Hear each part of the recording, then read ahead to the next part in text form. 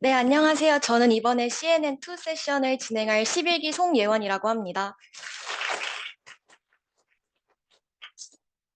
네, 인공지능의 발전사를 담은 사진을 하나 가져와 보았는데요.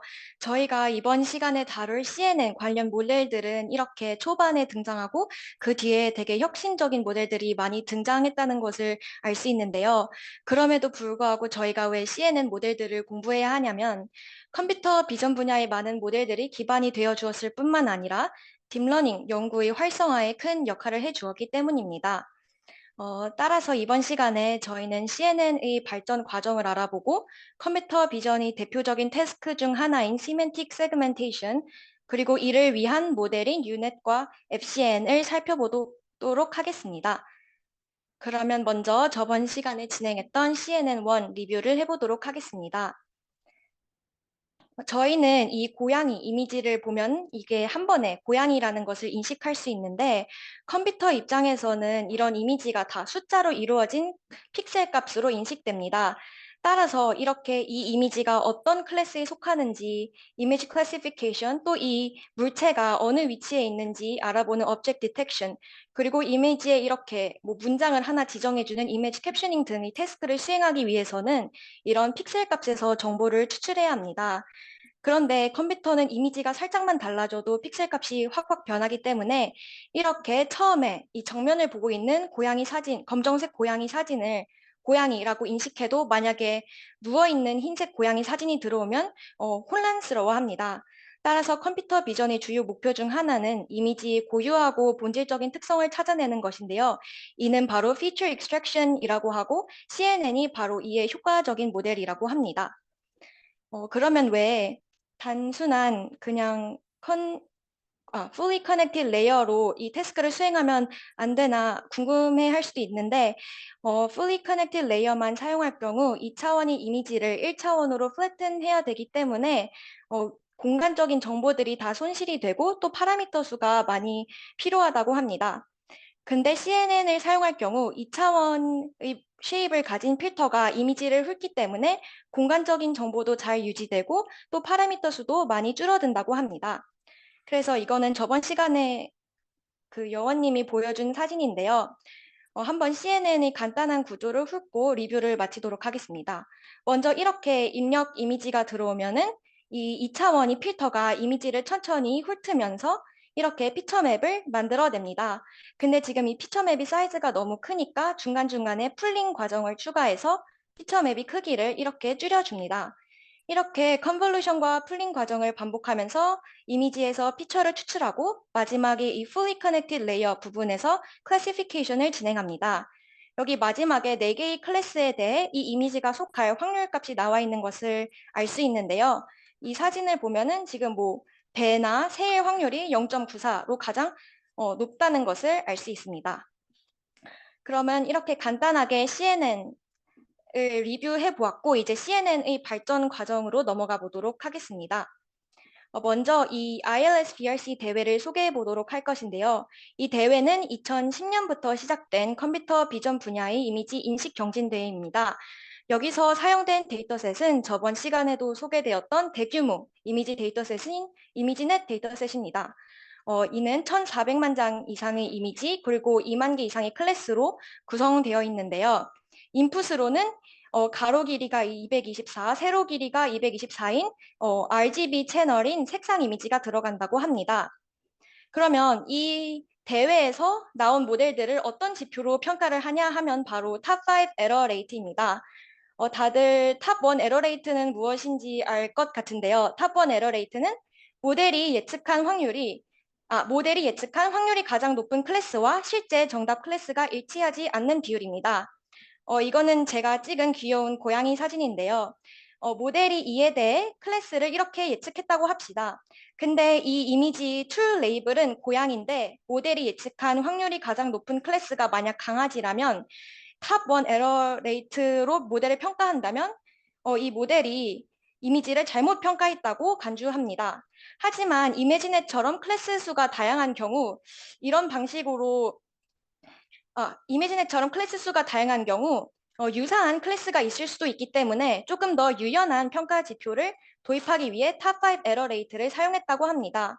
탑5 에러 레이트는 모델이 예측한 상위 5개의 클래스 중 실제 정답 클래스가 포함되어 있지 않은 비율을 뜻합니다.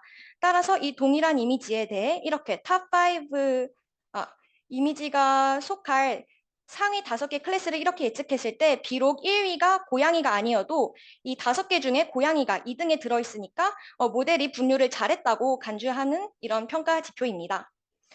그러면 이 표를 보면 여기 Y축이 이제 탑5 에러 레이트인데요. 그리고 여기 X축은 이 대회가 열린 연도를 가리킵니다. 이렇게 보면 대회가 이렇게 진행되고 매해가 지날수록 이 에러 레이트는 점점 줄어들고 모델의 층은 점점 늘어나는 것을 확인할 수 있습니다. 그러면 이렇게 모델의 성능은 높이고 층도 늘린 데 기여를 한 4가지 모델을 오늘 볼 것인데요. 바로 알렉스넷, BGG, 구글넷, 그리고 레즈넷입니다. 그러면 먼저 첫 번째 알렉스넷에 대해 소개해 보도록 하겠습니다. 이 알렉스넷이 등장한 논문이 제1저자인 알렉스님의 이름을 따서 이렇게 모델 이름을 지었다고 합니다. 알렉스넷은 2012년 ILS BRC 대회에서 1등을 한 모델인데 2위와 비교도 안 될 정도로 현저히 낮은 오류율을 가져서 많은 관심을 받게 되었고 처음으로 제대로 된 CNN 구조를 사용한 모델이므로 이 CNN에 대한 관심과 그리고 딥러닝 연구에 활성화되는 것에 도움을 주었다고 합니다. 그러면 알렉스넷의 구조를 한번 살펴보도록 하겠습니다. 알렉스넷은 이렇게 8개의 레이어로 구성되어 있는데요. 5개의 컨볼루셔널 레이어, 3개의 맥스 풀링 레이어, 그리고 뒤에 3개의 FC 레이어로 구성되어 있습니다. 이거는 저번 시간에 배운 수식인데 한번 복습할 겸 첫 번째 컨볼루셔널 레이어와 풀링 레이어를 거치면서 이미지 크기가 어떻게 줄어드는지 한번 연산을 해보도록 하겠습니다. 첫 번째 컨볼루셔널 레이어에서는 이 11 by 11 크기의 커널 필터가 사용되는데요. 이때 패딩은 0이고 스트라이드는 4입니다. 그러면 만약에 인풋으로 이런 크기 이미지가 들어갔을 때 컨볼루셔널 레이어를 거친 아웃풋은 어떻게 계산되느냐? 바로 227 빼기 11 더하기 패딩은 없으니까 0 나누기 스트라이드 사이즈인 4 더하기 1을 하면 55가 나온다는 것을 확인할 수 있습니다. 그래서 이렇게 컨볼루션을 연산을 한번 거치고 나면은 이 차원을 조금 축소해주기 위해 맥스 풀링 레이어를 거치는데요. 풀링 레이어도 똑같은 공식을 사용해서 그 아웃풋 피처 맵 크기를 구할 수 있습니다.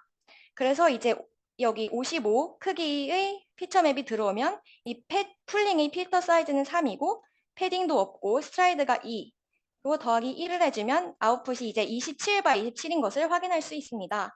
근데 여기서 특이한 점이 풀링을 하는 그 필터 사이즈가 스트라이드보다 더 크다는 점입니다.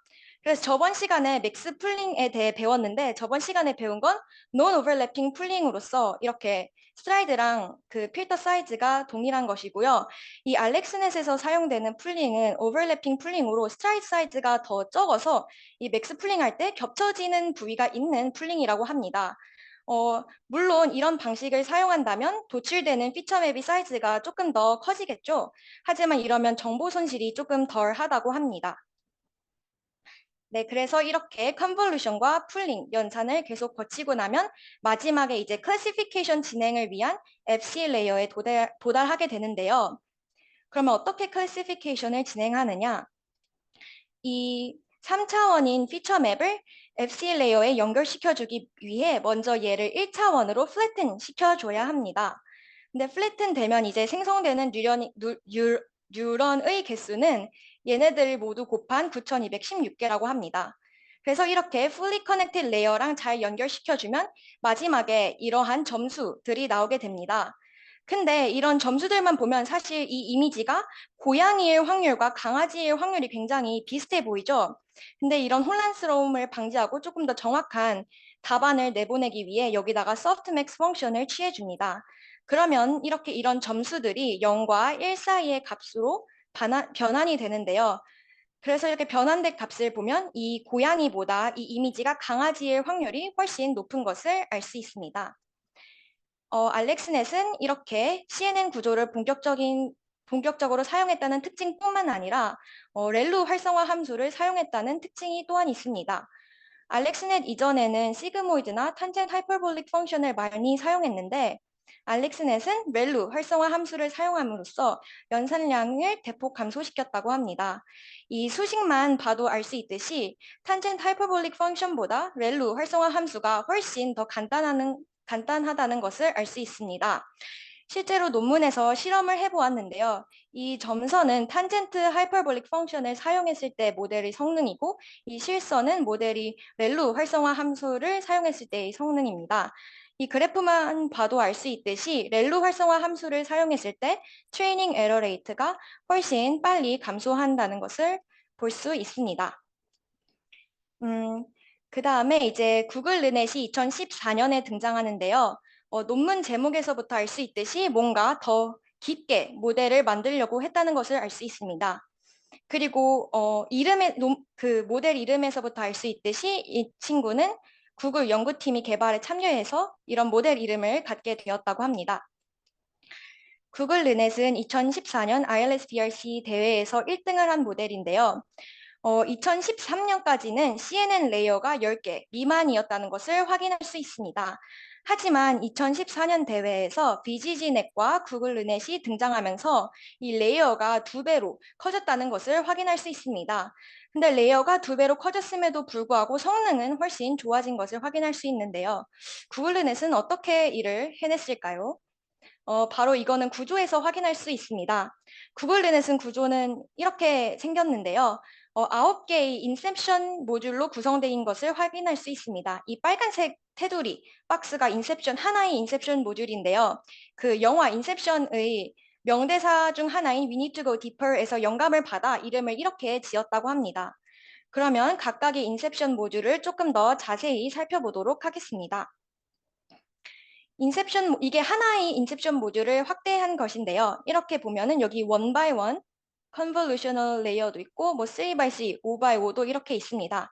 이렇게 동일한 인풋에 대해 크기가 다른 필터와 풀링 또한 여러 개 적용해 그 결과를 이렇게 concatenation, 결합을 한 다음에 다음 그 인셉션 모듈에다가 보내는 구조를 갖고 있습니다.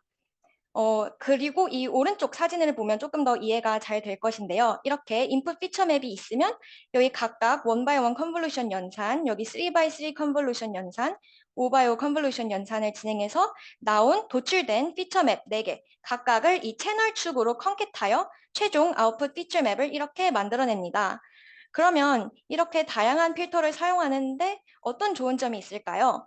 바로 같은 인풋 이미지를 다양한 시점에서 바라볼 수 있어서 다양한 종류의 특성이 도출된다는 점입니다. 그런데 구글 르넷이 이렇게 레이어를 어마무시하게 깊게 쌓으면서 두 가지 문제가 발생하였는데요. 바로 오버피팅 문제와 연산량 증가, 그리고 두 번째로는 gradient descent problem입니다. 레이어를 많이 쌓으니까 파라미터 수가 자연스럽게 많아져 모델이 이제 트레이닝 데이터에만 좋은 성능을 보이는 오버피팅 문제가 발생하고 또 두 번째, 레이어가 너무 깊으니까 이제 그레이디언트가 이 앞쪽 층으로 잘 전달이 되지 않는 문제가 발생했습니다. 하지만 구글르넷은 이를 해결하기 위해 먼저 첫 번째 문제를 해결하기 위해 one-by-one convolutional 필터를 사용하였고 global average pooling을 사용하였습니다. 그리고 두 번째 문제를 해결하기 위해서는 auxiliary classifier를 사용했다고 합니다. 그러면 이제 각 솔루션을 한번 더 자세히 알아보도록 하겠습니다. 이 좌측에 있는 이미지가 제가 처음에 보여준 인셉션 모듈인데요. 이 모듈을 그대로 사용할 경우 채널 수가 너무 많아지고 여기 좀 큰 필터에 속하는 오바이오 컨볼루션을 진행하기 때문에 되게 연산량도 많아지고 채널 수도 많아진다는 단점이 있습니다. 그래서 이를 극복하기 위해 구글 르넷에서는 이렇게 원바이원 컨볼루셔널 필터를 추가해 주었는데요. 이를 추가하면서 채널 수도 자유롭게 조절할 수 있게 되었고 연산량도 감소했을 뿐만 아니라 컨볼루션 뒤에 렐루 또한 한번 추가할 기회가 생겨서 비선형성 또한 증가했다고 합니다. 실제로 이 좌측에 있는 사진을 보면은 64차원 채널 수가 64인 이미지를 만들기 위해 5x5 컨볼루셔널 필터를 한번 거칠 수도 있고 1x1 컨볼루셔널 필터를 이렇게 한번 거친 다음에 5x5 컨볼루셔널 레이어를 한번 거치는 이런 방법도 사용할 수 있습니다. 하지만 밑에 방법을 사용했을 경우 파라미터 수가 훨씬 줄어든 것을 알 수 있죠. 그리고 이제 오른쪽 사진을 보면 그 기존 구조에서 여기 앞에 one by one convolutional 레이어 그리고 뒤에 one by one convolutional 레이어가 한 번씩 추가된 것을 확인할 수 있습니다. 그리고 그 오버피팅 문제와 연산량 증가 문제를 해결하기 위해 구글 르넷에서는 또 글로벌 에버리지 풀링 또한 사용하였는데요. 그 피처 맵을 이제 클래시피케이션 진행하기 위해 fully connected 레이어와 연결시켜주고 그러기 위해서는 이제 이 3차원의 피처 맵을 플래튼 시켜줘야 한다고 했습니다. 1차원으로. 근데 기존 방식을 사용하면은 이렇게 파라미터 수가 엄청 많이 사용됩니다. 하지만 글로벌 에버리지 풀링을 사용할 경우 이전 레이어에서 추출된 피처 맵 각각을 평균낸 것을 이어 1차원 벡터로 만들어주기 때문에 가중치가 전혀 소요되지 않습니다. 가중치가 전혀 소요되지 않음에도 불구하고 동일한 크기 1차원 벡터를 만들어낼 수 있다는 것을 통해 훨씬 더 이 방법이 효과적이라는 것을 알 수 있습니다. 그래서 이렇게 첫 번째 문제를 해결하였고, 그러면 두 번째 문제는 어떻게 해결하였느냐? gradient descent problem은 앞서 언급했듯이 이제 파라미터가 앞쪽으로 갈수록 업데이트 되지 않아 발생하는 문제라고 하였는데요. 원래 처음에 제시된 모델에는 이렇게 클래시파이어가 여기 뒤에 부분에만 있습니다. 하지만 이 백프로퍼게이션이 이 앞쪽까지 원활하게 잘 진행되게 하기 위해 트레이닝 과정에서 추가적인 클래시파이어를 이렇게 두 개 더 설치했다고 합니다. 트레이닝 과정에서 이렇게 뒤에 소프트맥스가 달린 이런 클래시파이어를 추가함으로써 앞쪽까지 이제 그레디언트가 잘 전달되어서 이 문제도 해결되었다고 합니다. 그러면 이제 구글 르넷에 대해 살펴보았고 2014년에 등장한 또 다른 모델이 있는데요. 구글 르넷은 앞서 1등을 한 모델이었고 세상은 뭐 1등만 기억한다고 할 수도 있지만 아닙니다. 세상은 사실 2등에 더 관심이 많았습니다.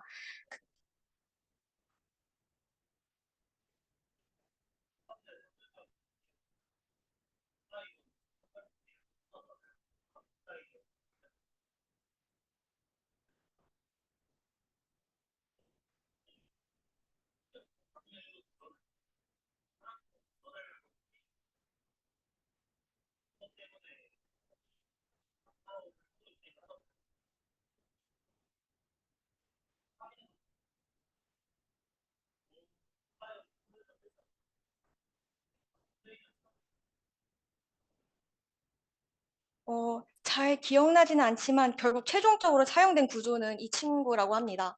제가 끝나고 한번 다시 읽어보고 말씀드리도록 하겠습니다.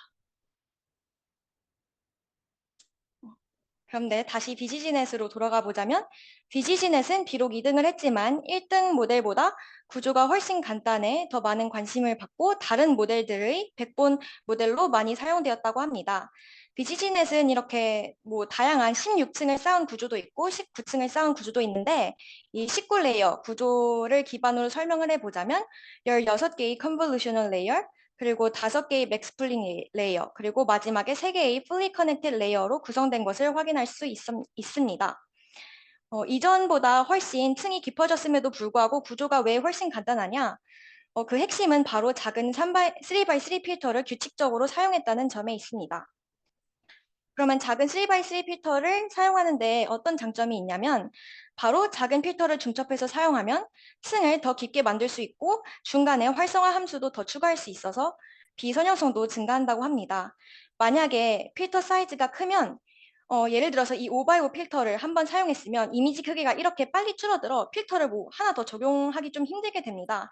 하지만 작은 필터를 사용했을 경우 이 동일한 크기 피처 맵을 만들어내는데 이 두 번 컨볼루션 레이어를 거칠 수 있습니다.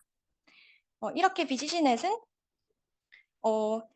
필터 크기를 3x3으로 고정하고 레이어만 이렇게 다르게 하면서 성능을 비교해 나갔습니다.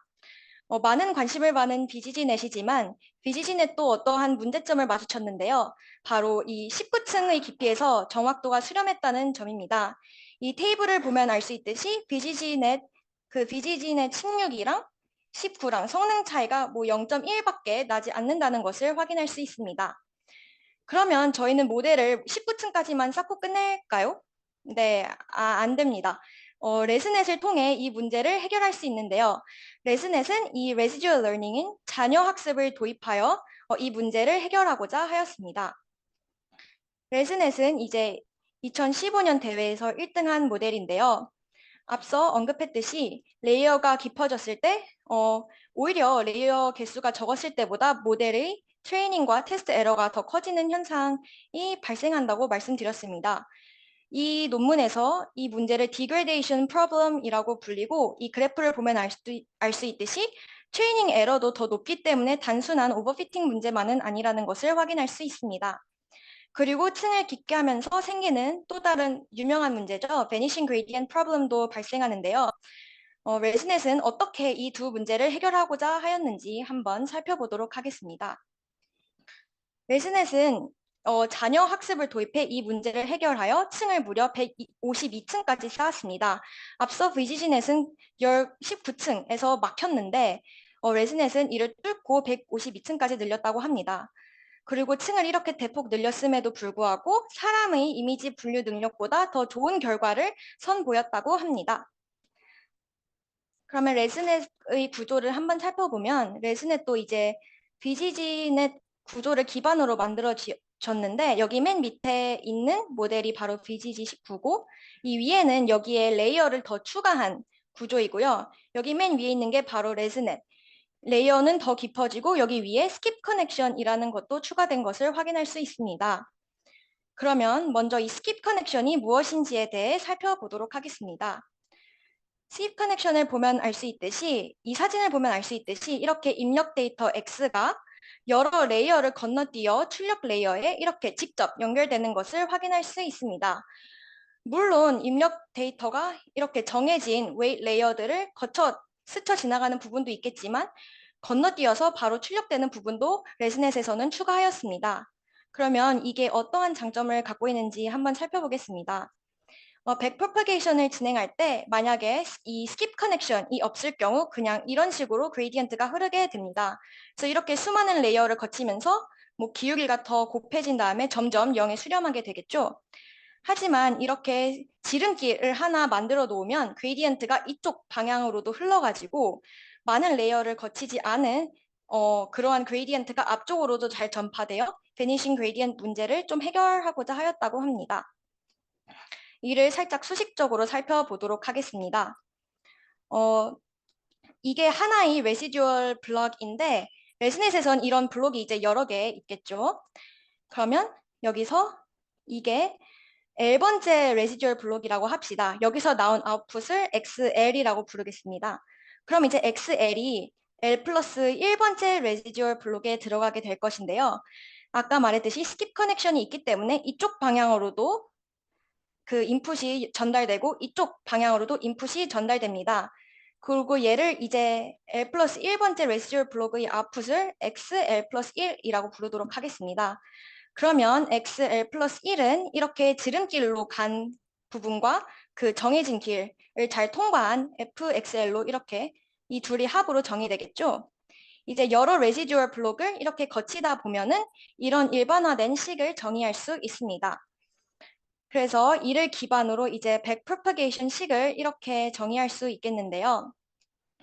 백프로파게이션 수식을 보면 여기 뒤쪽에는 이제 웨이트와 그리고 레이어 개수와 관련이 있는 부분과 전혀 관련이 없는 부분의 합으로 정의되는 것을 확인할 수 있습니다. 따라서 레이어가 깊어짐으로써 곱해지는 부분이 많아져 얘가 0으로 수렴해도 이 1이라는 이 숫자는 레이어가 깊든 어떤 웨이트 파라미터가 있든 뭐 아무런 관련도 없기 때문에 앞쪽으로 잘 전달됩니다. 따라서 최소한의 기울기를 이런 방식으로 보장할 수 있으므로 Vanishing Gradient Problem을 해결했다고 합니다. 그래서 이제 스킵 커넥션에 대해 알아보았고 그럼 이제 Residual Learning이 무엇인지에 대해 좀 살펴보도록 하겠습니다. 이거는 이제 좌측에 있는 이미지는 스킵 커넥션이 추가되지 않는 저희가 알고 있는 그냥 평범한 CNN 모델이고요. 이렇게 인풋이 들어오면 이 웨이트 레이어는 이제 컨볼루셔널 레이어인데요. 이렇게 웨이트 레이어를 거쳐서 뭐 아웃풋이 이렇게 HX로 나온다고 합시다. 그러면 이 모델의 경우 목표가 HX를 이제 학습하는 것인데요. 만약에 skip 커넥션을 추가할 경우 hx, 이 아웃풋을 이렇게 정의할 수 있습니다. 바로 웨이트 레이어를 거친 부분인 fx와 거치지 않고 직접적으로 연결되는 x로 이렇게 나눠서 정의할 수 있을 텐데요. 이 앞서 말했듯이 레시듀얼 블록은 되게 여러 개가 있습니다. 그래서 이 x도 결국 어떠한 이 레시듀얼 블록을 거쳐서 나온 아웃풋일 거란 말이죠. 그래서 여기에도 어떤 학습된 내용을 포함하고 있습니다. 그래서 x는 이미 학습된 정보이기 때문에 더 학습할 필요가 없고 저희는 이 레시듀얼 블록에서 fx만 학습하면 됩니다. 기존 구조랑 비교했을 때 기존에는 hx만 학습하는데 이제는 hx x만 학습해도 돼서 학습의 난이도가 훨씬 쉬워졌다는 것을 알 수 있습니다. 그러면 이제 또 수식적으로 살짝 살펴보자면 이 레시듀얼 블록의 아웃풋을 y로 정의하고 인풋을 x로 정의하면 이렇게 여러 레이어를 거쳐서 바로 연결되는 x 그리고 컨볼루셔널 레이어 여러 개를 지난 fx로 의 합으로 y를 이렇게 정의할 수 있습니다. 레이어가 두 개인 경우에는 input x가 첫 번째 컨볼루셔널 레이어를 거치고 렐루 활성화 함수를 한번 거친 다음에 이제 두 번째 웨이트 레이어를 거쳐서 f를 이렇게 정의할 수 있겠습니다. 만약에 이 fx와 x의 차원이 다를 경우 채널 수가 다를 경우 이게 그 덧셈을 단순한 덧셈 연산을 해주기 어렵기 때문에 여기다가 wx를 곱해줘서 리니어 프로젝션을 시켜줘서 디멘션을 맞춰준 후 덧셈을 해준다고 합니다. 그리고 레스넷은 여기서 이제 뭐 발전을 끝내지 않고 바틀넥 레시듀얼 블록이라는 걸 또 발표했는데요. 바틀넥은 레시듀얼 블록의 변형된 구조로 이런 모양을 띠고 있습니다. 이렇게 버틀넥 구조는 이렇게 차원이 줄었다가 늘어나는 구조를 부르는데요. 어떻게 차원을 줄였냐면 먼저 기존 레시듀얼 블록 구조를 살펴보면 3x3 컨볼루셔널 레이어 두 개가 사용된 것을 확인할 수 있습니다. 하지만 바틀넥 구조의 경우 여기 앞에 1x1 컨볼루셔널 레이어를 추가하고 맨 마지막에 1x1 컨볼루셔널 레이어를 추가한 것을 확인할 수 있습니다. 그러면 이 첫 번째 1x1 컨볼루셔널 레이어의 역할은 무엇이냐? 바로 채널 수를 감소시켜 주는 것입니다. 여기 만약에 인풋 채널이 256이면 64로 줄여주고 그 다음 이 3x3 컨볼루셔널 필터는 원래 하던 역할인 피처 익스트랙션을 진행해 주고요. 마지막에 1x1 컨볼루셔널 필터, 이 친구는 차원을 다시 늘려주는 역할을 합니다. 이런 방식을 사용했더니 연산량이 더 줄은 효과를 보였다고 합니다. 이렇게 레스넷도 다양한 구조로 논문에서 실험을 진행했는데 구조가 이렇게 깊어질수록 더 좋은 성능을 보였다는 것을 확인할 수 있습니다. 일반적인 CNN인 경우 디그레데이션 프로블럼을 마주해서 레이어가 더 깊어졌음에도 불구하고 에러가 더 높아지는 그러한 문제점을 직면했는데요. 자녀 학습을 적용한 CNN인 경우 레이어가 깊어졌음에도 불구하고 에러가 떨어지는 그런 좋은 모습을 보였습니다. 따라서 이 이미지를 통해 디그레데이션 프로블럼도 잘 해결되었다는 것을 확인할 수 있습니다. 그래서 저희가 이제 배운 4가지 모델을 한번 정리해 보도록 하겠습니다. 먼저 그 알렉스넷은 그 당시 2012년 대회에서 2등을 한 모델과 2등한 모델보다 훨씬 더 우수한 성적으로 우승을 한 모델이고 처음으로 제대로 된 CNN 구조를 사용해서 많은 관심을 받고 이런 CNN 구조와 딥러닝 연구의 활성화에 큰 도움을 주었다고 합니다. 그런데 이 8개의 레이어는 여전히 좀 작긴 합니다. 그래서 등장한 게 이제 2014년도의 BGG넷과 구글 르넷인데요. 얘네들은 이제 에러율도 감소시켰을 뿐만 아니라 이제 레이어도 무려 2배 늘렸습니다. 그리고 이제 BGG넷이 16 레이어짜리와 19 레이어짜리랑 별 성능 차이를 안 보이는 그런 디그레데이션 문제를 겪었다고 했는데 레지덴스는 자녀 학습을 도입함으로써 레이어를 무려 152개로 늘리고 성능도 사람보다 더 좋은 그런 성능을 보였다고 합니다. 그리고 이 오른쪽 사진을 보면은 이제 다양한 모델들이 이제 그려져 있는 사진인데요. 이 X축은 연산량을 뜻하고 Y축은 이제 성능을 뜻하고 이 동그라미 크기는 모델의 크기를 가리킨다고 합니다. 그래서 저희가 처음에 소개한 알렉스넷은 당연히 8개의 레이어밖에 안 되기 때문에 좀 뭔가 연산량도 적고 모델이 좀 작은 동그라미인 것을 확인할 수 있는데요. 하지만 성능은 그렇게 좋지 않은 것을 확인할 수 있습니다. 그래서 그 다음으로 등장한 BGG넷일 경우 성능은 확실히 높아졌고 레이어도 많아졌지만 그만큼 모델 크기도 이렇게 커지고 연산량도 많이 늘어난 것을 확인할 수 있습니다. 그래서 동일한 연도 대회에서 1등을 한 구글 르넷을 보면 얘는 이제 뭐 레이어 수도 비슷하게 많지만 이제 성능은 BGG넷보다 살짝 안 좋긴 하지만 모델 크기도 작고 연산량도 많이 작은 것을 확인할 수 있습니다. 그래서 그 다음에 마지막으로 등장한 레즈넷은 그 동그라미 크기도 좀 나름 적당해서 모델 크기도 적당하고 애큐러시는 BGG넷과 구글 르넷보다 훨씬 좋고 연산량도 적당하다는 것을 확인할 수 있습니다. 이상적인 모델은 이 왼쪽 위에 위치한 모델이고 동그라미가 작은 모델들인데요. 앞으로 어떤 새로운 모델들이 등장할지 기대가 됩니다. 그래서 이렇게 CNN의 발전 과정에 대해서는 소개를 해드렸고 이제 세 번째로 그 컴퓨터 비전이 중요한 태스크 중 하나인 시멘틱 세그멘테이션에 대해 소개해 보도록 하겠습니다. 컴퓨터 비전에는 이렇게 다양한 태스크가 있지만 저는 그중에 일단 세 가지를 가져왔고요. 이 첫 번째는 이제 이미지 클래시피케이션, 이미지 분류입니다. 인풋 이미지에 대해 하나의 레이블을 예측하는 태스크인데요. 이 사진을 보면 이렇게 고양이 이미지가 들어왔을 때 모델이 캣라고 잘 예측한 걸 확인할 수 있습니다. 그리고 두 번째는 Object Detection, 객체 탐지인데요. 이 태스크는 이미지 내 모든 물체의 클래스와 위치를 예측하는 태스크를 뜻합니다. 그리고 마지막으로 저희가 이번 시간에 다룰 세그멘테이션, 분할은 입력 이미지 내 모든 픽셀의 클래스를 예측하는 태스크입니다. 그래서 보면 알 수 있듯이 오브젝트 디텍션은 이렇게 뭔가 네모 박스가 쳐지고 이 네모 박스 기준으로 이렇게 클래스를 라벨링 하였는데 세그멘테이션인 경우 얘 뭔가 물체를 조금 더 정확하게 판별한 것을 확인할 수 있습니다. 사실 세그멘테이션도 두 가지 종류가 있는데요. 바로 시멘틱 세그멘테이션과 인스턴스 세그멘테이션입니다. 둘 다 세그멘테이션 태스크인데 뭐가 다르냐면 바로 이 이미지에서 색칠된 이 색깔들의 차이에서 확인할 수 있습니다. 시멘틱 세그멘테이션인 경우 같은 클래스의 인스턴스는 구별하지 않는다는 것을 알 수 있습니다.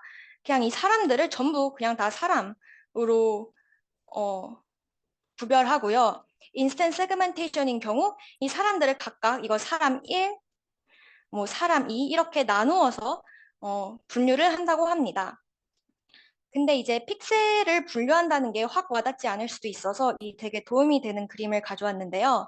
만약에 5가지 클래스에 대해 5가지 클래스에 대해 시멘틱 세그멘테이션을 할 경우 이제 이미지가 이제 각 픽셀, 이미지의 픽셀들이 있는데 이제 각 픽셀마다 하나의 클래스로 이렇게 라벨을 붙여주는 작업을 말합니다.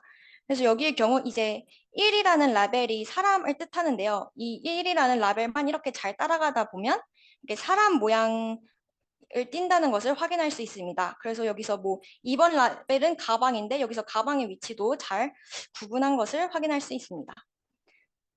그러면 이제 시멘틱 세그멘테이션을 할 때 앞서 그 CNN 발전 과정에서 제가 소개드린 그런 모델들을 그냥 바로 사용하면 될까요?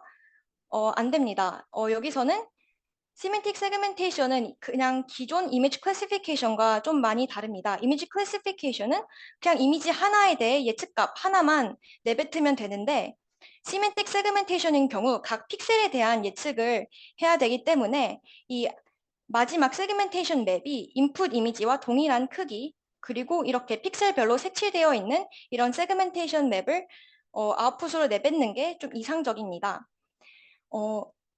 이미지 클래시피케이션을 위한 모델들은 이렇게 다운샘플링, 차원 축소를 진행하였는데요. 컨볼루션 레이어와 풀링 레이어를 거치면서 이미지에서 이제 피처들을 추출하면서 이렇게 작은 피처 맵을 내뱉고 여기서 이제 fully connected layer이랑 연결시켜가지고 마지막에 이제 확률들을 내뱉었습니다. 근데 이제 시멘틱 세그멘테이션인 경우 이런 큰 크기의 세그멘테이션 맵을 만들어야 하기 때문에 다운샘플링뿐만 아니라 업샘플링 또한 진행하게 되는데요. 업샘플링인 경우 다운샘플링과 반대로 차원을 늘려주는 작업을 뜻합니다. 그래서 FCN, 이거는 그 시멘틱 세그멘테이션의 대표적인 모델 중 하나인 FCN의 구조를 가져온 것인데요. 이렇게 초반부에는 모델에서 이미지에서 특징을 추출해내는 다운샘플링 구간과 그 추출한 특징을 바탕으로 이미지 크기와 동일한 크기의 세그멘테이션 맵을 만들어내는 업샘플링 구간으로 나뉜다는 것을 확인할 수 있습니다. 그리고 이런 시멘틱 세그멘테이션을 위한 대표적인 모델 FCN과 유넷을 이번 시간에 다루도록 하겠습니다. 아, 어, fully connected layer을 fully connected layer의 약자로 FC를 보통 많이 쓰는데요. 이 모델을 소개할 때는 여기 FC가 fully connected가 아니라 fully convolutional layer를 뜻한다는 것을 주의해 주셨으면 좋겠습니다. 그러면 한 10분 쉬고 여기로 넘어가 보도록 하겠습니다. 네, 그래서 이번에는 이제 시멘틱 세그멘테이션을 위한 모델 중 하나인 Fully Convolutional Network, FCN에 대해서 다뤄보도록 하겠습니다. FCN은 이제 시멘틱 세그멘테이션 모델을 위해 기존의 이미지 분류에서 우수한 성능을 보인 CNN 기반 모델들을 목적에 맞춰 변형시킨 것입니다. 이러한 구조를 띠고 있고요. 앞서 말했듯이 여기 다운샘플링 하는 구간과 업샘플링 하는 구간으로 나뉜다는 것을 알 수 있습니다. FCN의 핵심은 세 가지가 있는데요. 첫 번째는 convolutionalization, 두 번째는 upsampling, 그리고 세 번째는 레즈넷에서도 언급했던 skip architecture입니다. 그러면 각각에 대해서 더 자세히 알아보도록 하겠습니다.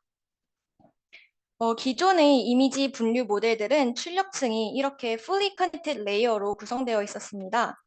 그런데 이런 fully connected layer의 한계점이 무엇이냐 하면 바로 이미지 위치 정보가 사라진다는 점입니다. 이렇게 2차원의 피처 맵을 fully connected layer에 연결시키기 위해 플래트닝을 시켜줘야 한다고 언급했었는데요. 이렇게 플래트닝을 하고 또 모든 노드들끼리 서로 연결되면서 위치 정보가 사라지게 됩니다.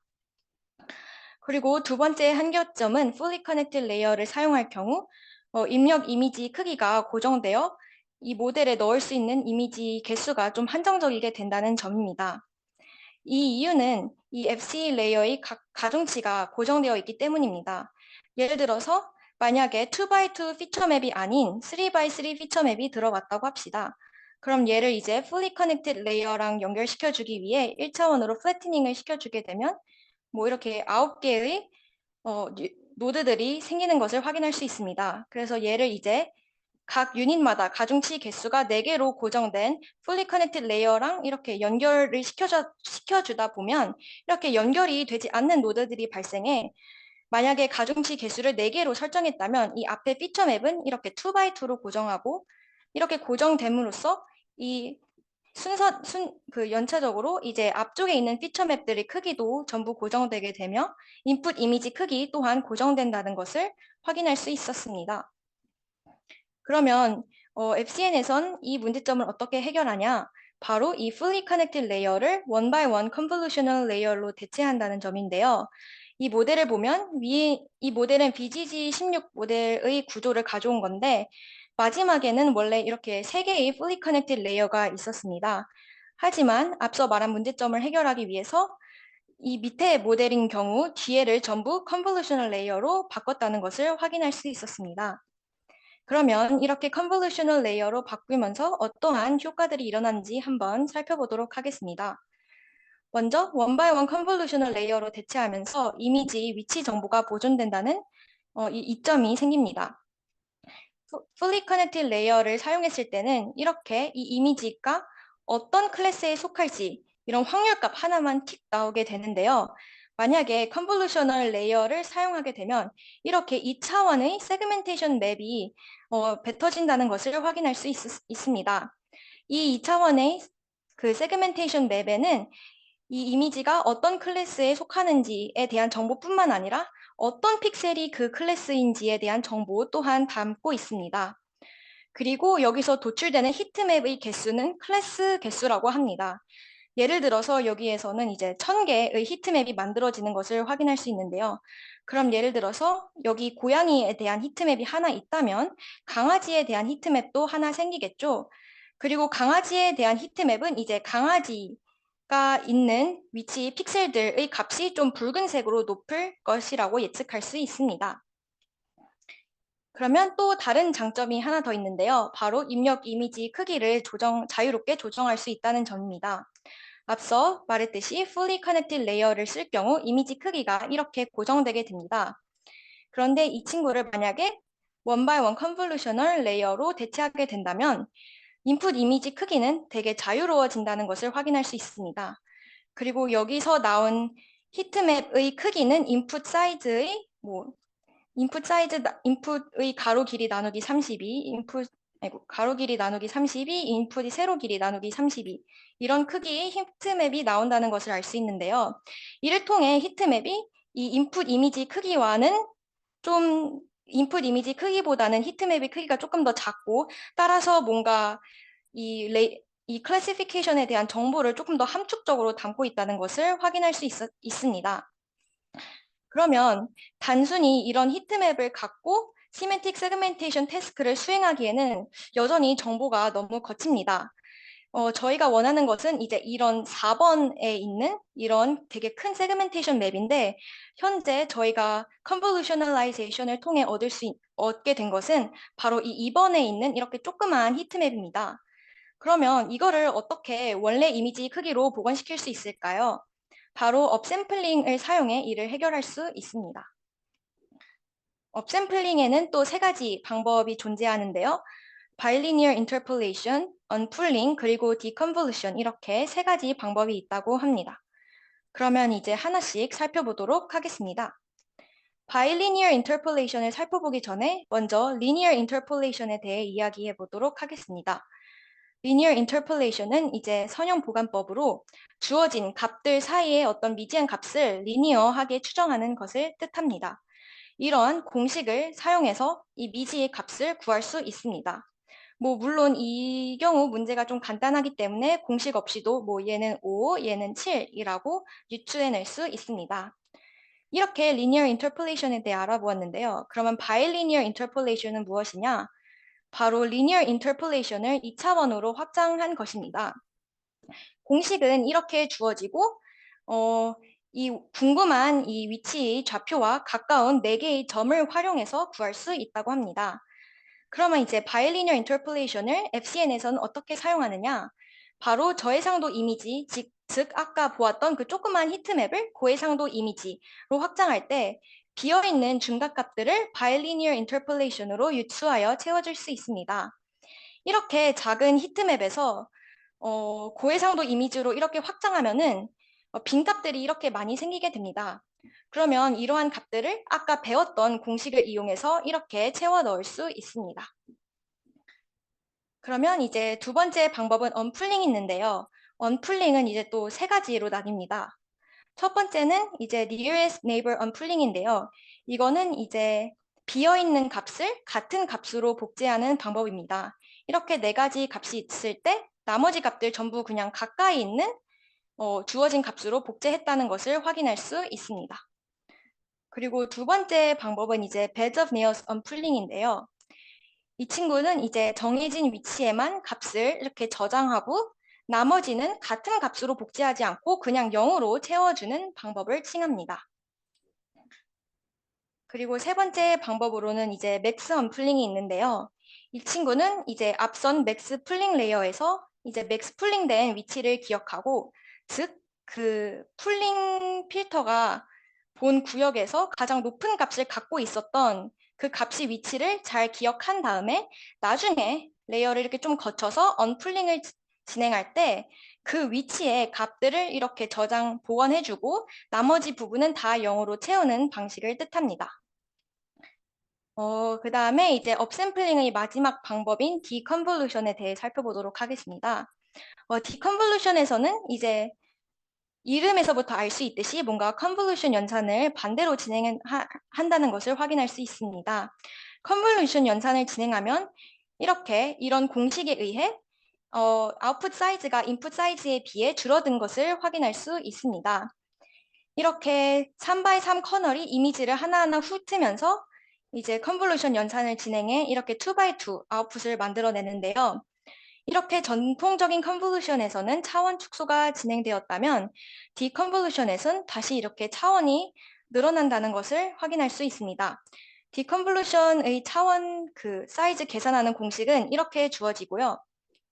그 방법은 인풋 픽셀의 값을 커널의 모든 픽셀에 곱해 이렇게 아웃풋을 구합니다.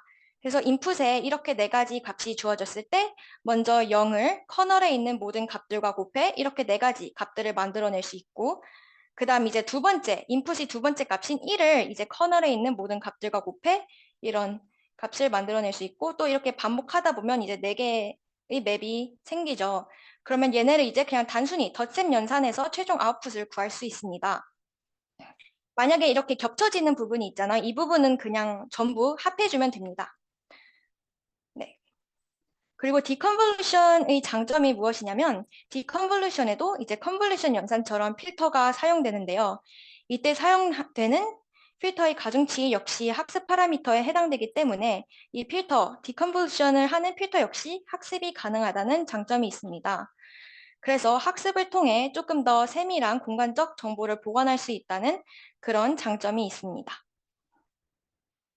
이렇게 저희는 업샘플링을 통해 이 작은 크기 히트맵을 인풋과 동일한 크기 어떤 맵으로 확장시켜 주었습니다. 그런데 한 번에 작은 크기 이미지를 큰 크기로 확대하다 보니까 좀 이미지 품질이 별로 안 좋은 것을 확인할 수 있습니다. 이게 실제 인풋으로 들어간 이미지고 이게 그 아이디얼한 정답입니다. 그럼 비교해 보면 뭔가 이 정답을 보면 사람의 형태가 좀 뚜렷한 게 보이고 여기 막 손도 잘 보이는데 업샘플링 한 결과를 보면 뭐 손도 잘 안 보이고 이게 사람인지 뭔지 잘 뭔가 구분하기 어렵습니다. 그래서 이를 해결하기 위해 FCN에서는 이 스킵 아키텍처를 도입하는데요. 스킵 아키텍처는 아까 레스넷에도 잠깐 언급하였는데 무엇인지 한 번 더 자세히 살펴보도록 하겠습니다. 컨볼루셔널 레이어에는 이렇게 모델을 저희가 만들 때 컨볼루셔널 레이어를 여러 개를 이렇게 쌓잖아요. 근데 이 얕은 층에는 이렇게 낮은 수준의 로컬 피처를 감지하고 높은 수준에는 이제 깊은 층에서는 이렇게 복잡한 글로벌 피처를 감지한다고 합니다. 따라서 스킵 아키텍처를 통해 저희는 이제 이 얕은 층, 이런 중요한, 물론 이렇게 낮은 수준의 정보들이지만 그럼에도 불구하고 중요한 이런 정보들을 이제 깊은 층과 결합해서 세그멘테이션 맵을 조금 더 정교하게 만들 수 있다고 합니다.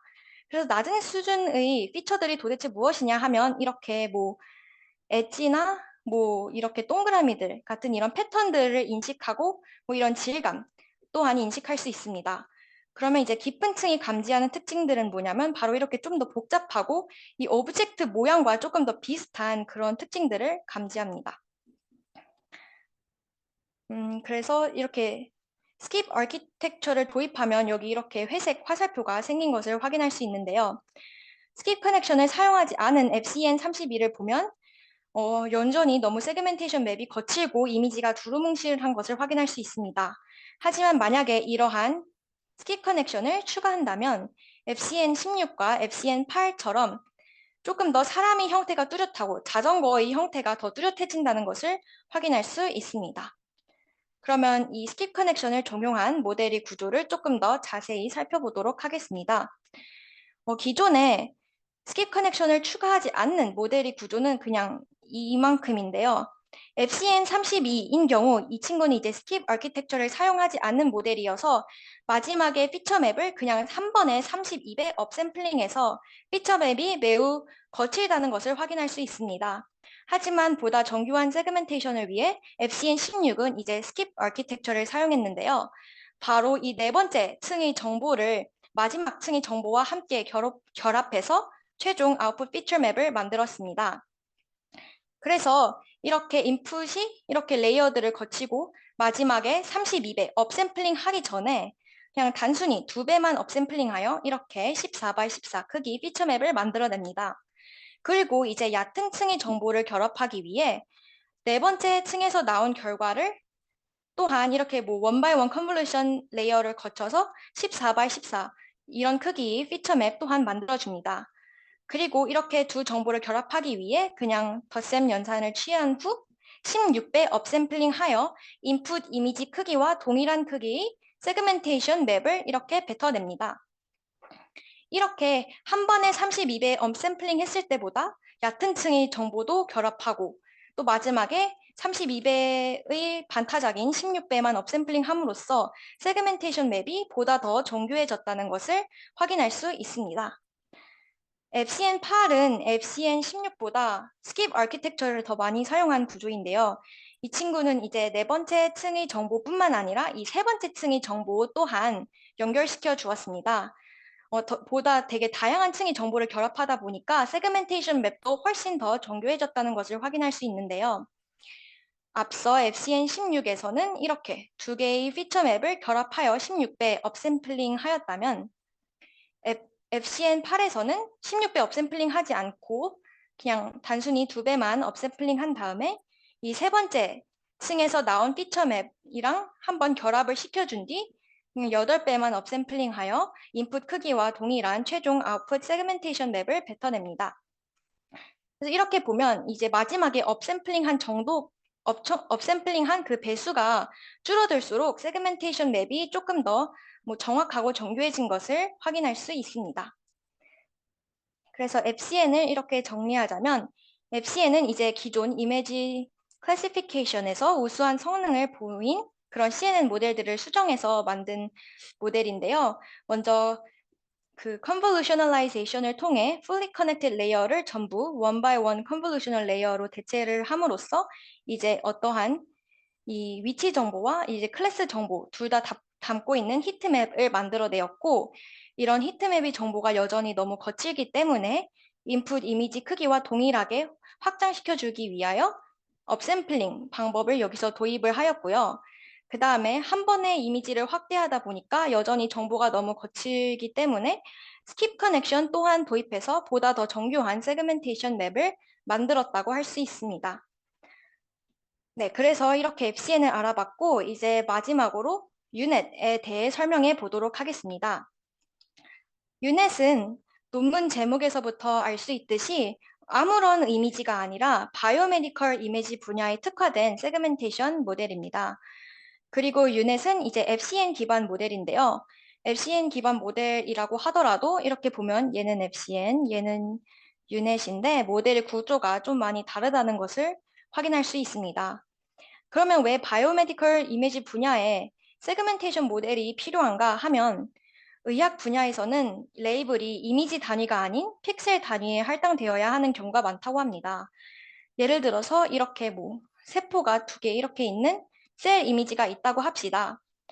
만약에 그냥 이미지 클래시피케이션 모델을 사용했을 경우 이 이미지에 그냥 셀이 있어 라고 얘기할 수 있지만 만약에 세그멘테이션 모델을 사용할 경우 어떤 위치에 셀이 있는지까지 확인할 수 있기 때문에 더 유용하다고 합니다. 그러면 네. 그리고 이제 유넷이 바이오메디컬 이미지 분야에 특화된 이유에 대해서도 알아보겠는데요. 바이오메디컬 분야에 쓰이는 이미지 데이터 수는 매우 적습니다. 왜냐하면 이제 전문가만이 뭔가 이렇게 분류를 진행할 수 있기 때문에 이미지 데이터 수가 적다고 합니다. 그 ILS BRC 대회에서 사용되었던 이미지넷 데이터일 경우 클래스가 의료 데이터가 아니라 그냥 저희가 일상에서 흔히 볼 수 있는 비행기, 강아지 이런 쉬운 것들이기 때문에 그냥 일반인들이 직접 라벨링 하였다고 하는데 바이오메디컬 분야에 쓰이는 이미지인 경우 저희가 직접 하기 힘들기 때문에 이미지 데이터 수가 적다고 합니다. 하지만 밑에 이미지를 보면 확인할 수 있듯이 유넷은 매우 적은 수의 학습 데이터만으로도 굉장한 성능을 보여주었다고 합니다. 유넷은 ISBI 셀 트래킹 챌린지인 그 셀 이미지 세그멘테이션 챌린지에서 2015년에 2등과 큰 점수 차이로 우승을 한 모델인데요. 이 옆에 표를 보면 이 옆에 표를 보면 이 위에는 이제 그 데이터셋 이름인데요.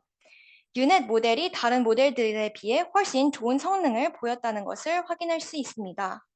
이 대회에서 쓰인 이미지는 이제 Transmitted Light Microscopy 이미지로 현미경을 통과한 세포 이미지입니다. 이미지 크기는 이제 512 by 512 픽셀이고 단지 30개밖에 되지 않았습니다. 그러면 이제 유넷이 어떻게 이런 적은 수의 데이터에서 좋은 성능을 보였느냐 하면 일단 먼저 그 구조를 살펴보아야 합니다. 유넷은 이제 이름에서부터 유추할 수 있듯이 이렇게 대칭적인 U자형을 띠고 있습니다. 그리고 이렇게 이 중간 선을 기반으로 Contracting Path와 Expanding Path로 나눌 수 있는데요. Contracting Path는 이제 점진적으로 넓은 범위 이미지 픽셀을 보며 이미지에서 의미 정보를 추출하는 구간이라고 합니다. 즉, 그 FCN에서 그냥 다운샘플링 구간이라고 생각해 주시면 될 것 같습니다. 그리고 이제 expanding path에는 의미 정보를 픽셀 위치 정보와 함께 결합하여 각 픽셀마다 어떤 객체에 속하는지 구분을 하는 expanding path가 있는데 얘는 그냥 업샘플링이라고 생각해 주셔도 됩니다. 그리고 여기서 의미 정보를 위치 정보와 결합을 한다고 했는데 이는 여기 회색 화살표로 나타난 스킵 커넥션을 통해 결합할 수 있습니다. 그러면 각 패스에 대해 조금 더 자세히 살펴보도록 하겠습니다. 먼저 첫 번째로 컨트랙팅 패스를 살펴보겠습니다. 여기서는 이제 피처 맵을 만들어가는 패스인데요. 이렇게 보면 5개의 블록으로 구분할 수 있다는 것을 확인할 수 있습니다. 그리고 각 블록마다 2개의 컨볼루셔널 레이어, 하나의 맥스 풀링 레이어로 구성되어 있는데 이런 블록을 하나씩 거칠 때마다 피처 맵의 크기는 이렇게 점점 줄어들고 이 막대기 길이가 피처 맵의 크기인데요. 점점 줄어드는 것을 확인할 수 있고 이 채널은 이 가로 길이는 점점 늘어나는 것을 확인할 수 있습니다. 조금 더 자세히 살펴보자면 이렇게 이미 인풋 이미지가 들어오면 첫 번째 블록에서 두 번 3x3 컨볼루션 연산을 거칩니다. 이 컨볼루션 연산을 거친 후의 피처 맵의 크기를 이 공식을 통해 또 구할 수 있는데요. 여기 밑에 그 식이 다 제가 적어놔 보았습니다. 그래서 이렇게 첫 번째 3x3 컨볼루셔널 레이어를 거치면 이 피처맵 크기가 570 by 570이 되고 또 두 번째 컨볼루셔널 레이어를 거치면 피처맵 크기가 또 이렇게 살짝 줄어드는 것을 확인할 수 있습니다. 이렇게 두 번 파란색 화살표로 표시된 컨볼루셔널 레이어를 거치고 나면 이제 맥스 풀링 레이어를 통해 차원을 한번 축소시켜 줘야 되는데요. 이렇게 맥스 풀링 레이어를 거치면 568 by 568 크기였던 피처 맵이 284 by 284로 줄어드는 것을 확인할 수 있습니다. 그리고 각 블록을 거칠 때마다 채널 수는 이렇게 2배로 늘어나는 것을 확인할 수 있습니다. 그래서 이렇게 이런 컨볼루션 연산과 풀링 연산을 반복해 나가면서 이렇게 차원의 크기는 점점 줄이고 채널 수는 점점 늘려나가면서 컨트랙팅 패드에서 이게 인풋 이미지 피처를 잘 추출해냅니다. 그럼 이제 익스펜딩 패드에서 이 피처 맵을 어떻게 다루느냐 하면 이렇게 그림을 먼저 한번 같이 살펴봅시다. 먼저 얘도 이제 5개의 블록으로 나눌 수 있는데 각 블록마다 이제 초록색 화살표로 표시되는 up convolution과 또 파란색 화살표로 표시되는 그냥 3x3 컨볼루션이 진행됩니다. 이렇게 컨볼루션이 진행되면서 피처 맵의 크기는 다시 이렇게 늘어나고 채널 수는 이렇게 줄어드는 것을 확인할 수 있습니다. 그리고 마지막 블록, 이 블록 1에서는 세그멘테이션도 진행하기 위해 이거 두 번째 3x3 컨볼루션 뒤에 1x1 컨볼루션이 추가된 것을 확인할 수 있습니다. 그리고 이 1x1 컨볼루션의 그 채널 수는 이거는 이제 클래스 수와 동일하다고 합니다. 뭐 예를 들어서 뭐 세포 사진이 들어왔을 때 이게 세포인지 아니면 그냥 배경인지 구분할 때 2가지 클래스를 사용할 수 있겠죠. 그래서 조금 더 자세히 살펴보자면 뭐 이렇게 여러 가지 익스펜딩 패드에 있는 블록을 거친 뒤 여기서 이제 196 by 196 피처맵이 나온다고 합시다. 그러면 먼저 각 블록마다 업 컨볼루션을 진행한다고 했기 때문에 업 컨볼루션 연산을 진행하도록 하겠습니다. 이렇게 초록색 화살표로 표시된 업컨볼루션 연산을 진행하면 피처맵의 크기가 196에서 392로 2배 늘어나는 것을 확인할 수 있습니다. 이렇게 업컨볼루션을 진행한 뒤 이제 파란색 화살표로 표시되는 3x3 컨볼루션을 2차례 진행하면서 피처맵 크기가 이렇게 조금씩 더 줄어듭니다. 그리고 마지막에 이제 클래시피케이션 진행을 위해 1x1 컨볼루션 레이어를 사용하는데, 여기서는 1x1 컨볼루션이 그냥 픽셀 바이 픽셀을 그냥 훑기 때문에 그 피처맵의 가로 길이나 세로 길이는 전혀 변경되지 않고 그냥 채널 수만 64에서 그 클래스 개수인 2로 줄어든 것을 확인할 수 있습니다. 그리고 아까 컨트랙팅 패드에서 나온 그 의미 정보와 위치 정보가 함께 결합되어 세그멘테이션이 진행된다고 했는데, 그 위치 정보는 이제 컨캐테네이션을 통해 결합할 수 있습니다. 그래서 여기 적혀 있듯이 고해상도를 지닌 이 이 세그멘테이션 맵을 만들기 위해서 인코더의 피처맵을 디코더 피처맵에 컨캣하여 위치 정보를 전달해야 합니다. 앱CN에서도 스킵 커넥션이 쓰였는데, 앱CN은 그냥 마지막에 나온 피처맵과 그냥 앞층에서 나온 피처맵을 연결해 준 반면, 유넷에서는 동일한 레벨에서 나온 피처맵을 더해준다는 점이 앱CN과의 차이점입니다. 이렇게 보면 알 수 있듯이 얘는 아까 블록 1이었고 얘는 이제 얘도 블록 1이었는데, 이제 블록끼리 컨캐트네이션을 한 번씩 진행해 주는 것으로 이해하면 될 것 같습니다. 그래서 조금 더 자세히 이미지를 확대해서 살펴보도록 하겠습니다. 이제 이게 contracting path고요. 이게 expanding path인데, 그런데 이제 여기서 contracting path에서 추출된 피처 맵을 이제 expanding path에 이렇게 붙여줘야 하는데요. 자세히 보면 contracting path에서는 이 피처 맵이 크기가 136바에 136인데, 그 동일한 레벨의 익스펜딩 패드에 위치한 피처 맵의 크기는 104바이 104로 조금 더 작은 것을 확인할 수 있습니다. 따라서 이거 컨캣을 잘 해주기 위해 그냥 이 컨트랙팅 패드에서 나온 피처 맵을 이렇게 사이즈에 맞게 잘 자른 뒤 이어 붙여준다고 합니다. 그래서 이미지를 자세히 보면 여기도 이렇게 점선으로 한번 피처 맵을 잘라서 이어 붙인 것을 확인할 수 있습니다. 네. 그래서 이렇게 유넷의 구조를 한번 살펴보았고, 이제 유넷의 학습 방법에 대해 살펴보도록 하겠습니다. 핵심적인 학습 방법 세 가지가 있는데, 첫 번째는 Overlap Tile Strategy and Mirroring Extrapolation, 두 번째는 데이터 증강 기법, 데이터 어그멘테이션, 그리고 세 번째는 그냥 로스 펑션이 아닌 Weighted Loss 펑션을 사용해서 학습했다는 점에서 유넷이 좀 특별하다고 할 수 있습니다. 그러면 첫 번째 학습 핵심인 Overlap Tile Strategy and Mirroring Extrapolation에 대해 살펴보도록 하겠습니다. 앞서 말했듯이 FCN에서는 그 Fully Connected 레이어를 전부 Convolutional 레이어로 바꿔주었기 때문에 이미지 크기에 제약이 없습니다.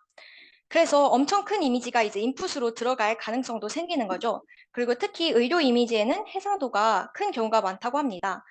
근데 크기가 큰 이미지의 경우 이 큰 이미지 그 자체를 한 번에 모델에 제시하기보다 이미지를 좀 작은 크기로 나눠서 모델에 입력해 주는 게 조금 더 학습이 조금 더 편하게 진행될 수 있다고 합니다. 그 기존 방식을 보면 그 슬라이딩 윈도우가 이미지 전체에서 조금씩 옆으로 이동하면서 모델에 이제 인풋으로 이 윈도우들이 제시가 됩니다. 그런데 슬라이딩 윈도우의 특성상 이 윈도우들이 서로 겹치는 부분이 되게 많아서 비효율적입니다. 왜냐하면 인풋으로 들어갔던 부분이 뭐 그 다음번에 또 들어가고 그러니까 좀 비효율적이고 연산도 많아진다고 합니다. 그래서 유넷은 이런 비효율성을 극복하기 위해 슬라이딩 윈도우 대신 이미지를 그냥 이렇게 타일 또는 패치로 나눠서 입력으로 사용했다고 합니다. 그래서 이 이미지를 보면 슬라이딩 윈도우 방식을 사용했을 때 이미지 그냥 윗부분만 훑었을 때도 10개의 윈도우가 생기는 것을 확인할 수 있는데, 유넷이 패치 탐색 방법을 사용했을 경우 단지 6개의 패치가 입력으로 들어가는 것을 확인할 수 있습니다. 그러면 훨씬 학습이 더 빠르겠죠? 그래서 이제 왜 타일 스트래티지인지는 알겠는데 이게 왜 오버랩인지 한번 살펴보도록 하겠습니다. 여기 위에 있는 사진을 보면 이 파란색 테두리와 빨간색 테두리 부분이 이제 모델의 인풋으로 제시되는 부분입니다. 그래서 인풋이 살짝 겹쳐서 모델에 제시되는 것을 알 수 있는데요. 그러면 이게 살짝 슬라이딩 윈도우처럼 겹치는 부분이 있어서 비효율적이고 뭔가 리던던트하다고 생각될 수 있는데, 실제로 이제 모델이 뱉어내는 세그멘테이션 맵은 이 노란색으로 칠해진 부분과 초록색으로 칠해진 부분으로 아웃풋은 결론적으로 안 겹쳐진다는 것을 알 수 있습니다. 실제로 유넷의 구도를 살펴보면 인풋 사이즈는 572 by 572, 그리고 아웃풋 사이즈는 388 by 388로 둘의 사이즈가 다르다는 것을 확인할 수 있습니다. 따라서 실제 세그멘테이션 부분은 인풋으로 들어간 이미지 일부분으로서 인풋은 이렇게 오버랩 될 수 있어도 결론적으로 세그멘테이션 되는 부분은 안 겹친다는 것을 확인할 수 있습니다. 그래서 저희는 이제 이 노란색 영역의 세그멘테이션 맵을 얻기 위해서 이 노란색 영역보다 조금 큰 빨간색 영역을 제시해야 되는데요. 저희는 이 이미지, 실제로 존재하는 이 이미지들을 사용하기보다 다른 값으로 채워주는 방법을 사용합니다.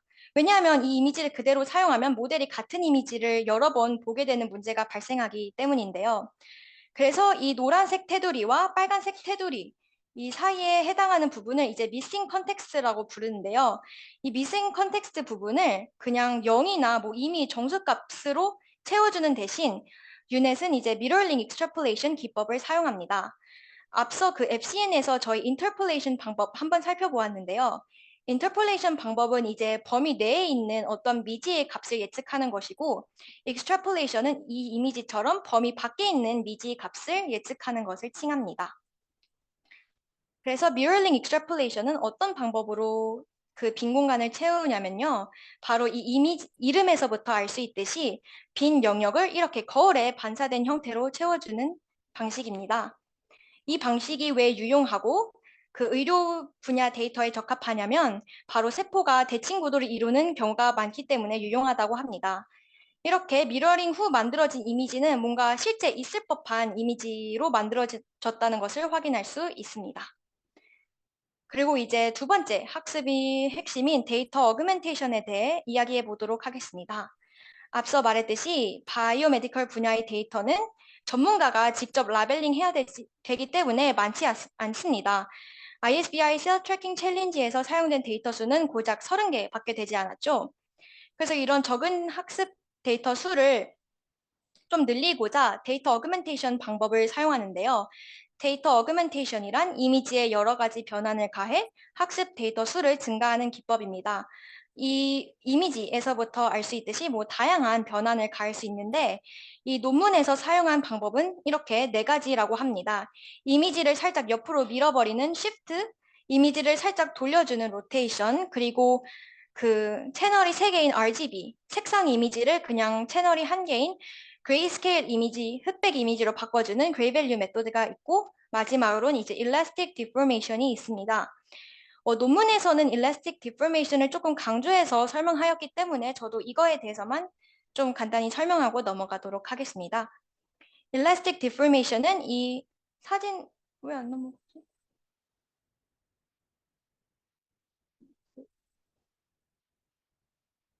잠시만요. 음... 네. 일라스틱 디포메이션은 이렇게 픽셀이 랜덤하게 다른 방향으로 뒤틀리게 변형하는 방법인데요. 역시 이게 세포 데이터에 적절한 어그멘테이션 방법인 이유는 세포가 실제로 살아있기 때문에 살짝 이리저리 움직이고 모양이 살짝 이렇게 찌그러졌다 늘어났다 합니다. 그래서 일라스틱 디포메이션을 적용했을 경우 현실 세계에 있을 법한 세포 사진처럼 만들어진다고 해서 이 방법이 유용하다고 합니다. 그래서 이제 마지막 학습 방법의 핵심인 weighted loss function에 대해 살펴보도록 하겠습니다. 이제 세포 분할 작업에서 중요한 과제 중 하나는 동일한 클래스의 개체를 분리하는 것인데요. 이 세포 이미지를 좀 자세히 보면 이렇게 세포들이 이렇게 따닥따닥 붙어 있는 경우가 많습니다. 그래서 모델이 얘를 실수로 그냥 하나의 세포로 인식할 수도 있는 문제가 발생할 수 있습니다. 따라서 이 세포들 사이의 경계를 이게 잘 분할할 수 있어야 하는데요. 이 세포들 사이를 더 잘 분할하기 위해 유넷에서는 웨이트를 추가한 손실함수를 사용한다고 합니다. 이게 기존 크로스 엔트로피 로스 펑션이라고 하면 유넷에서 사용하는 것은 이 그라운드 트루스에 대한 웨이트 맵을 구해 이 웨이트를 이 엔트로피 로스 펑션에 추가한 이 웨이ted 로스 펑션을 사용합니다. 그래서 이 수식을 이해하기 위해 저희는 그 소프트맥스 펑션과 웨이트맵 이퀘이션을 한번 살펴보도록 하겠습니다. 네. 소프트맥스 펑션은 이렇게 정의되고요. 픽셀 X가 클래스 K에 속할 확률을 이런 식으로 구할 수 있습니다. 여기서 스몰 k는 저희가 지금 관심 있는 클래스고요. 여기서 이제 시그마 옆에 나오는 이제 큰 K는 그 클래스 개수를 뜻합니다.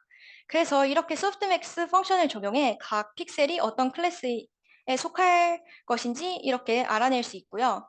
그 다음으로 이제 웨이트맵 이퀘이션을 알아볼 건데요.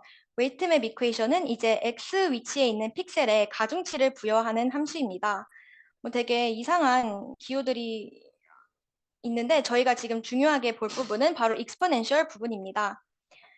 여기서 이제 D1X는 이제 픽셀 X와 첫 번째로 가까운 경계와의 거리를 뜻하고 D2X는 이제 두 번째로 가까운 경계와의 거리를 뜻합니다. 그래서 이 옆에 이미지를 보면은 이렇게 만약에 픽셀이 있고 이 픽셀이 있으면 여기 X 위치 픽셀은 이제 이 경계와 가깝고 또 두 번째로 가까운 것은 이제 이 경계인 것을 확인할 수 있는데요. 그래서 이 사이의 거리를 계산해 가지고 이 수식에 집어 넣으면 이제 가중치가 계산됩니다. 그러면 이제 익스포넨셜 수식이 그래프가 이렇게 생겨가지고 거리가 경계면으로부터 가까울수록 웨이트가 더 커진다는 것을 확인할 수 있습니다. 그리고 웨이트가 커지면은 이제 푸른색보다 붉은색을 띠게 되는데 이 실제로 사진을 가까이 살펴보면은 이 실제로 셀이 이렇게 가까이 붙어 있을 경우 그 경계면이 붉은색으로 표시되고 세포가 그래도 조금 멀리 떨어져 있다 하는 부분에는 이 경계가 좀 푸른색으로 표시되는 것을 확인할 수 있습니다. 그래서 이 두 수식을 결합해 그 웨이트맵 로스를 반영한 크로스 엔트로피 로스를 이렇게 정의할 수 있습니다. 그래서 이런 웨이ted loss 펑션을 사용함으로써 유넷은 세포들 사이의 경계를 더 잘 구분할 수 있게 되었다고 합니다. 그래서 유넷이 그래서 어떤 기여를 했는지 한번 정리해 보도록 하겠습니다. 유넷은 FCN 기반의 모델이긴 하지만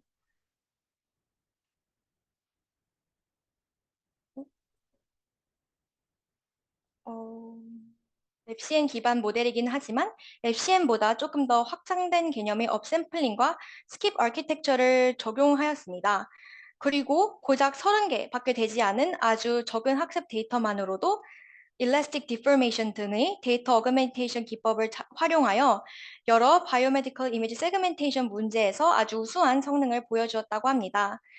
그리고 슬라이딩 윈도우 기법 대신 오버랩 타일 스트래티지 그리고 미러링 익스트라폴레이션을 사용해 보다 효율적으로 모델에게 인풋을 제시하였고 마지막으로 웨이ted loss 펑션을 활용하여 동일한 라벨을 가지지만 이렇게 셀이 서로 붙어 있는 경우에도 세그멘테이션 태스크를 잘 수행할 수 있도록 하였다고 합니다. 그래서 이제 서머리로 넘어가 보도록 하겠습니다. 저희 처음에 그래서 이제 컴퓨터 비전의 목표에 대해 복습하였고 왜 fully connected layer보다 CNN 구조가 더 유용한지에 대해 살펴보았습니다. 그래서 이제 그 다음에 이제 CNN의 발전 과정에 대해 알아보았는데요. 이 ILS BRC 대회에서 좋은 성능을 보인 4가지 모델에 대해서 살펴보았고 그 다음에 컴퓨터 비전의 중요한 태스크 중 하나인 시멘틱 세그멘테이션, 입력 이미지 내 모든 픽셀의 클래스를 예측하는 이 태스크에 대해 알아보았고 이 태스크는 단지 다운샘플링만 이루어진 구조를 가진 모델이 사용되면 안 되고 다운샘플링과 업샘플링 이 두 개를 모두 가진 구조의 모델을 활용해야 된다는 것 또한 함께 알아보았습니다. 그리고 시멘틱 세그멘테이션을 위한 대표적인 모델 중 하나인 FCN을 한번 살펴보았고 또 FCN 기반 모델인데 바이오메디컬 이미지 세그멘테이션 분야에 더 특화된 유넷에 대해서 유넷에 대해 알아보았습니다. 그러면 여기서 세션 마무리하도록 하겠습니다.